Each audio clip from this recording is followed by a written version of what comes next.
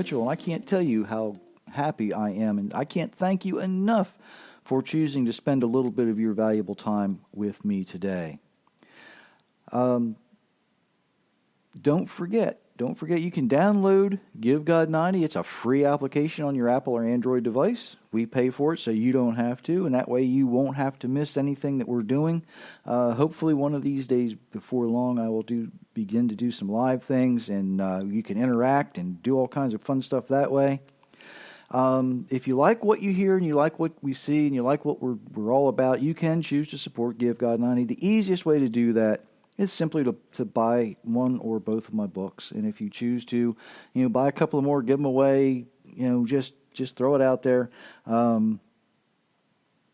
I don't push a lot of donation stuff here because I'd rather you do something. If you really want to support Give God 90, if you really, truly want to do that, go ahead. But the best way, the absolute best way, is just to follow the Creator's instructions, because that's what we're all about here. If I can get you doing that, you know what? That's that blessing will come back to me every time. Every time. Don't forget, if you want, you can check out messianicdelaware.org. I have some teaching on there as well. And also on Saturday morning, it'll be sometime between 11:15 and 11:30. Hope Family Fellowship does a live Facebook. That's Hope Family Fellowship on Facebook. You can check them out. There's some lively discussion on there every once in a while. The title of last week's teaching that Rob did was Church, What Is It Good For? Kind of reminded me of the 1970s song War, What Is It Good For? And sometimes saying things like that can start a war, and that's not what I'm trying to do. That's the way my mind associates sometimes. What I wanted to discuss today, I know I've promised to talk about marriage, but something happened the other morning, and I want to relate that to you because it struck me absolutely perfect. I live not very far from the Atlantic Ocean, not very far from the Delaware Bay. So I went over to the bay, drove over to the bay to walk on the beach. And I was walking on the beach, and as I was saying to someone else, I was holding a conversation with God, and that's kind of not true. I was complaining, okay? I'll be honest, I was complaining. And one of the things that I was asking for is, I need some more ammunition. I need another way to convince people that they should be following your instructions, right? And I was looking at this, and on my way back to the truck, I looked around, and all of a sudden I heard in my mind the passage of Job 38. And Job 38 talks about asking the earth. When you're confused about something, does God exist? Well, you ask the earth, speak to the earth, and it will tell you. And I'm like, what in the world? Why would I think of that at a time like this? And as I looked around, I noticed there were 8 or 10 other people there at that time. This was early in the morning. It was cold, and the wind was blowing, so everybody was bundled all up. And quite honestly, the other people I looked at, they were alone. And I was alone. And I thought to myself, oh, that's what this is all about. Now I get it. The Almighty had answered my question before, he was working on answering my question before I asked, like he does so often. And as I've said before, our Creator has a very British sense of humor, because my one granddaughter, her Bible memory verse for the week was out of Matthew, and it was, "For the Father knows what you need before you ask." So everything just kind of come together, and I had so much information come to me all at one time that it was very difficult for me to decipher through it all. And you might still notice that I'm still working on some of that, because I don't know if I'm explaining some of it just right as I go through this, but I really hope that you can get something out of what I'm about to say. As I looked around at these people, they're all bundled up. They are insulated against the cold weather and the wind, but they're all isolated from each other by distance. And as I looked at that, this is a picture of the modern Christian churches. This is what the modern Christian church looks like. They are insulated, but they are not insulated with God's instructions. They are actually insulated from God's instructions. And Christians, here's where I'm going to make you mad. Many of the churches today, and I'm not talking about the individual people, I'm talking about the churches themselves, the denominations. Many of the denominations are insulated from God's instructions because the insulation they are actually using is their own traditions and their own doctrines. And when those traditions and doctrines are different from what the Bible tells us, you have insulated yourselves, churches, not people, you have insulated yourselves from God's Word, from God's instructions. And I'm looking at that and I'm thinking, that's absolutely what I'm looking at here when I see all these people bundled up. They've got all this stuff around them, but they are insulated not to protect themselves so much from the cold, but to protect themselves from feeling cold. Do you see the difference there? And I know that's kind of hard to explain, so let me try it this way. If we were to use God's instructions as insulation from the world, we would not have to isolate ourselves from the world. See, there's the isolation thing coming in here. If we are to live in the world, we must be insulated against the things of the world that will harm us. And insulation does just that. Insulation on electric wires is designed to keep us from being electrocuted. We can also consider insulation as, it stops the transfer between two things.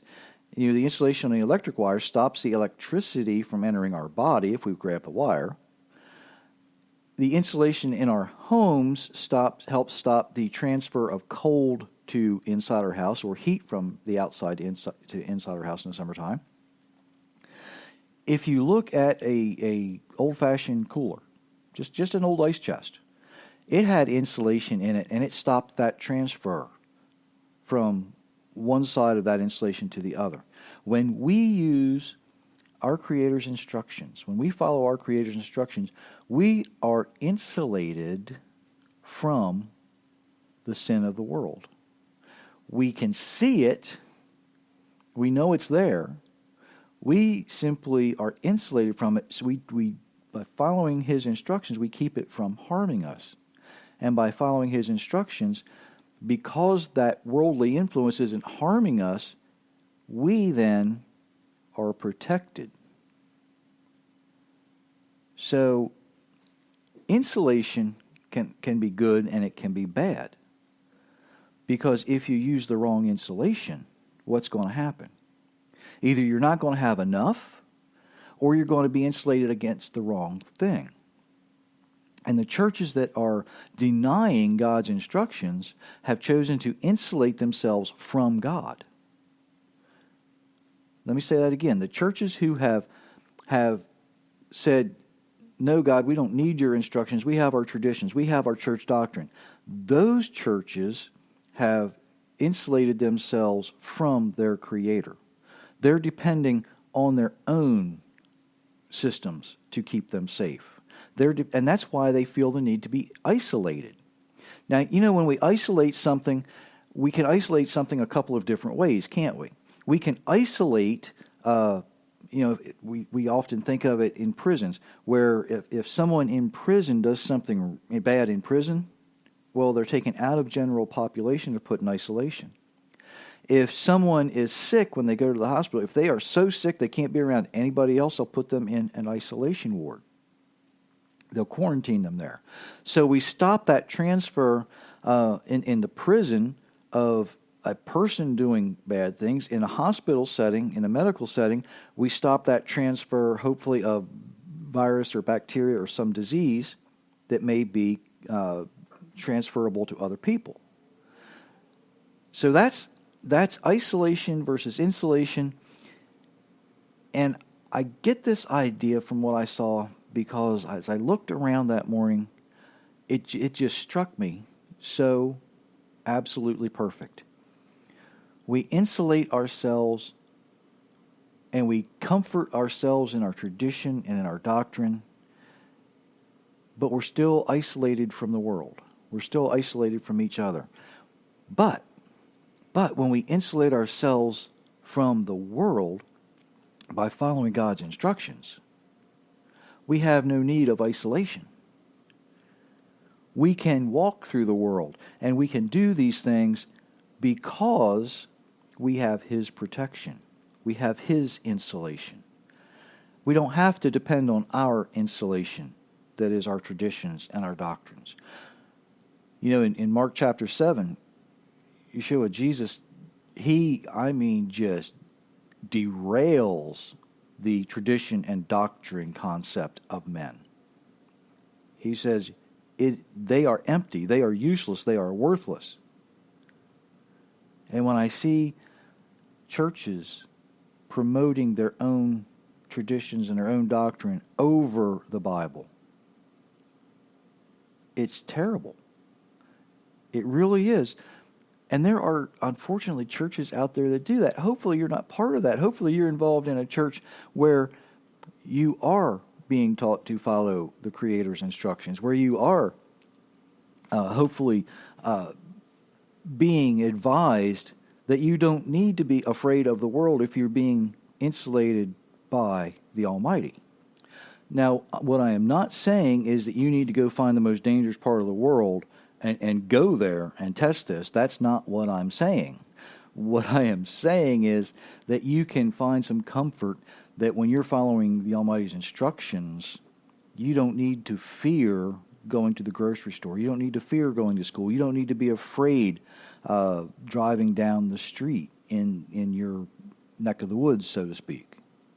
I'm not telling you to go to some far-off nation because you have God's protection. That's not what I'm saying. Even though the people who are called to do that, they do have that protection. But not everyone is called for that.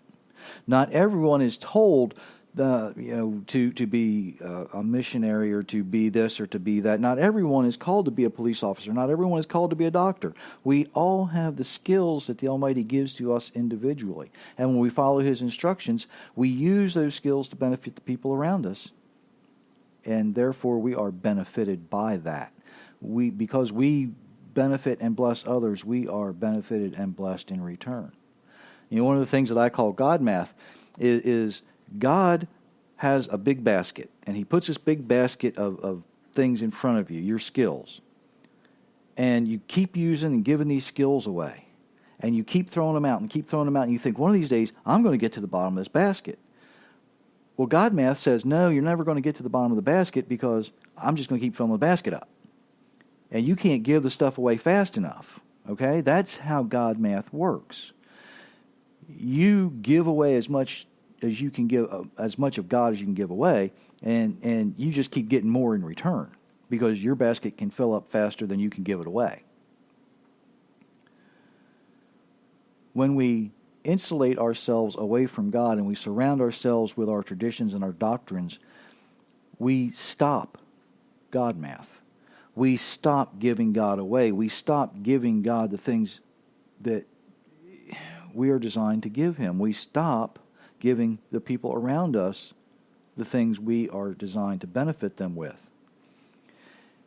You know, if a doctor who has every set of skills that the person needs to heal any disease, and he's giving this away and giving this away, now he's going to be compensated for it, right? He's going to get something for it. He gets his back. Think about what happens if he just stopped all of a sudden. If he just moved to the most remote place he could think of in the world. How is he then going to receive any benefits? How is he going to be blessed? If he goes and isolates himself, if he puts himself in isolation, how can he be blessed, or she, as the case may be? How can that person be blessed if they isolate themselves? There was an interesting question come up at Hope Family Fellowship that said, can I can't remember exactly how it was worded, something like, can God's instructions be accomplished if you are completely by yourself? And the answer is no, because when you take it down to that level, if you're by yourself, if you're the only person in the world or in the universe or in anything, how then is it possible for you to love something that doesn't exist? How is it possible for you to steal something when you own it all? How is it possible to murder someone who doesn't exist? How is it possible to do these things? So, to follow God's instructions, you must be around people. You must not isolate yourself. There are some phobias that people have. And one of the phobias, I don't remember the name off it off the top of my head because I just thought of it, is the fear of being around other people. And these folks isolate themselves. They don't even want to walk out of their door of their house. They don't have relationships with people. They have isolated themselves and made it impossible, and I mean just absolutely impossible, for God to benefit them. And the only way they're going to receive benefit is when they have some type of interaction with other people. That may be the local church offering prayers for that person. It just depends. Okay? There's lots of ways to interact with somebody who doesn't want to be interacted with.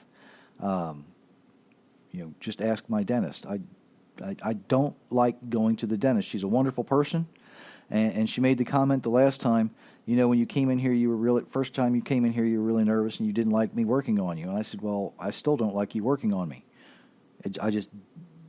Strange, sitting in a chair while a stranger that you barely know sticks sharp objects in your mouth, not my favorite place to be.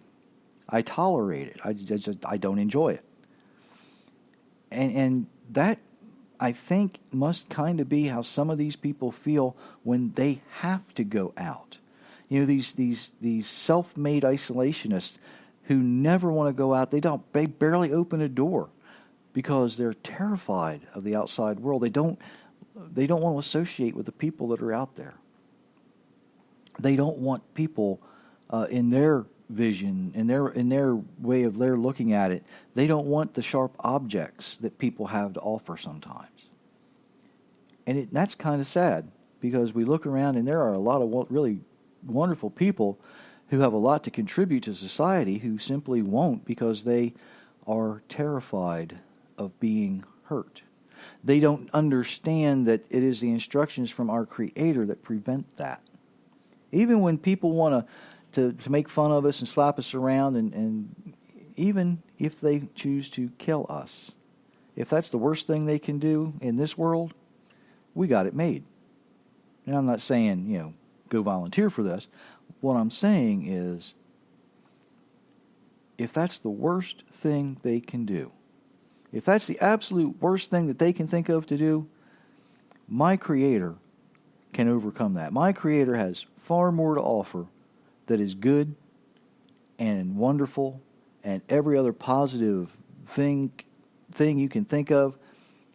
It far exceeds, His glory and His wonder far exceeds the worst evil act that people can think of. Okay? So use God's instructions to insulate yourself from those things in the world, but don't isolate yourself from the world.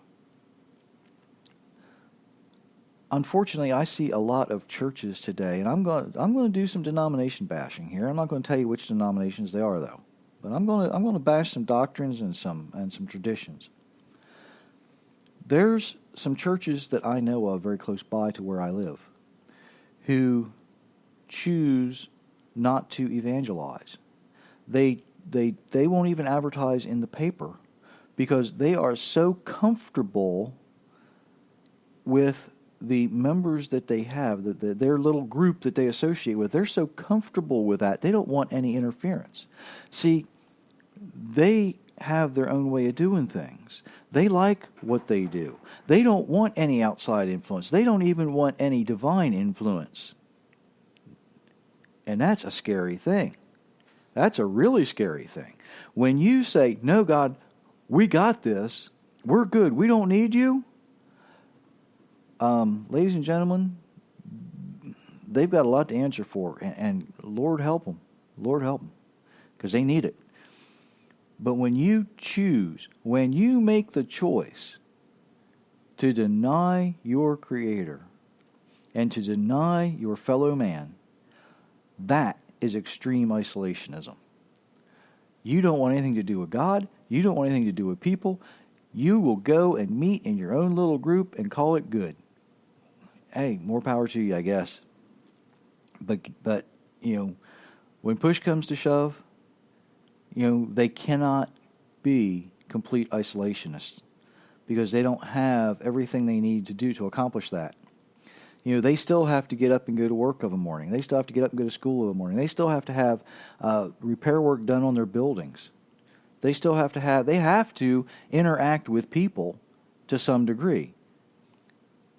But at the same time, they are more comfortable. They would much rather be in their own little group, their own little clique, so to speak. And I've seen this actually in churches, where you have one group, and this isn't in a large church. This is in a church of only about 300 or 400 or 500 people, where you have one group of 10 or 15 that will do this, and one group of 10 or 15 that will do that, maybe 20 or 30 over here that does this. There might be 40 or 50 if it's something fun. But to get all of that together for a function, or to get all of those folks together and get them to agree to change a light bulb, it's a battle. It is a battle. Because they choose to be isolated. They choose to be isolated, but they're isolated in their own little group. You cannot... there's very little room in God's kingdom for individuals, because everything is based on community. You have to choose to belong to the community if you are going to benefit from God's instructions. Because He doesn't give you the things you need to help yourself. He gives you the things you need to help someone else. It's kind of like being married. If you come home and it's been a tough day. I mean, it's been a tough day. And you are just the last nerve you've got, somebody's still chewing on, okay, and it's about to break. And when you walk through that door and your wife's going to be smiling, your husband's going to be happy, or you're the person that you love the most in the world, they're going to be standing there, and you have to walk in there and put a smile on your face. I'm going to give you a secret. The Almighty knows what you need, but He's not giving it directly to you. You know who gave it to? The person on the other side of the door that you're getting ready to walk through. He's going to give it to your husband. He's going to give it to your wife. And when you walk in there, it's their job to give it back to you. Because that's how God math works. Marriage isn't 50-50. It's 100, 100, 100. It's 100% husband, 100% wife, 100% God. And when you think God's all in and you can't give your 100%, He's going to reach around from somewhere. He's going to give it to your spouse, and they're supposed to give it to you. Now, where many wars start in a Christian marriage is when the one spouse thinks, I got an extra 20% here. I can hang on to this. No, you don't hang on to it. You give it where it's supposed to be. You want to start a war, you keep that extra 20% that the Almighty gave to you to give away. Because if you don't give it away, that's a whole nother story. I'm not going to go there right now. But what I'm saying is, you have to use what God gives you to bless the people next to you, to bless the people around you, so that you, in turn, can receive that blessing. You can't insulate yourself from God. Well, you can if you choose to. I don't recommend choosing to. I recommend instead choosing to use God's instructions and isolate yourself, keep yourself safe from the rest of the world. Because when we do that, then we can walk in this world, we can live in this world and not fear it. We don't have to be afraid of it. We don't have to worry and wonder what's going to happen next, because we know that the Creator who gives us this life has it under control. I come through this, and I know this has been a little confusing, and it's kind of going back and forth, but I hope in all this back and forth and in all this talk of isolation versus insulation and using insulation and isolation properly, I hope you can understand where I'm coming from, what I'm talking about, where it's going. And as you look around, as you choose to look around, even if you live in a warm climate, even if it's summertime in the hottest part of the year, you can see people who have chosen to insulate themselves or isolate themselves. You can see it. I'm always amazed at the things that the Almighty chooses to reveal to me. And He says, now you pass this information along. Because sometimes, and this is sad, this is really sad, there's people out there who think like I do, who are going to understand this. And there's people out there who don't think like I do, who are going to be saying, what is he talking about? But if you stuck with me this long, I think you have seen the difference. I think you understand, I hope you understand, that when we use God's instructions to insulate ourselves, we don't need to be isolated. But when we use our traditions and our doctrines to insulate ourselves from the Almighty, and we remain isolated from the world, that's when we're in trouble. That's when we are drastically going to be wondering why. So I encourage you, once again, follow the Creator's instructions. Do the things you need to do to improve your life.